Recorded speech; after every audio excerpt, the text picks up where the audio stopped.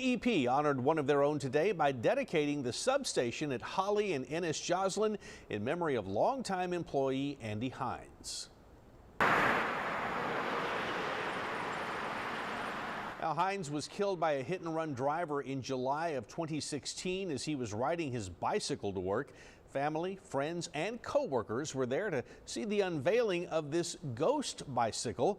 It was placed there as a part of the ceremony because Heines was an avid cyclist. We spoke with members of his family.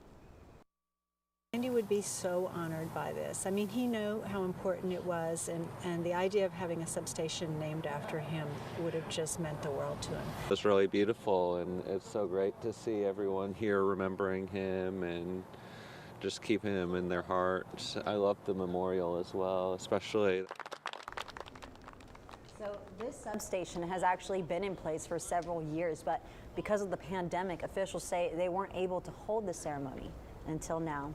And Andy Heines' cycling death began a real push for safety that reached City Hall. City Council members took up the issue and demanded that bike lanes be installed to give riders some protective distance from vehicles. And tonight, our Michael Gibson speaks to one of those council members who was at the forefront of that effort, as well as a cyclist who was trying to navigate Ocean Drive, which is right now under construction.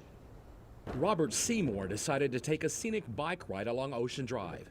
But since he's from out of town, he didn't exactly know that part of it is under construction and there's no bike lane.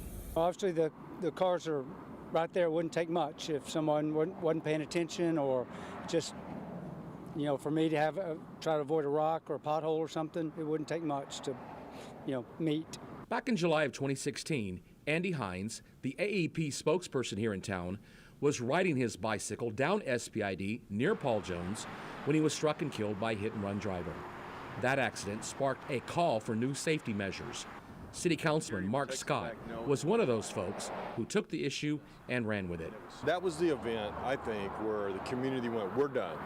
We need to provide protective bike lanes for bicyclists. And I think Andy was the cause of that. Heines was remembered on this day in this ceremony not too far from the accident scene. AEP named this substation after their longtime employee and even installed this racing bike memorial for him. He took a lot of pleasure in it and biked all the time, but there was a concern always that, sometimes the drivers around weren't super aware of bicyclists and not as safe as they could be.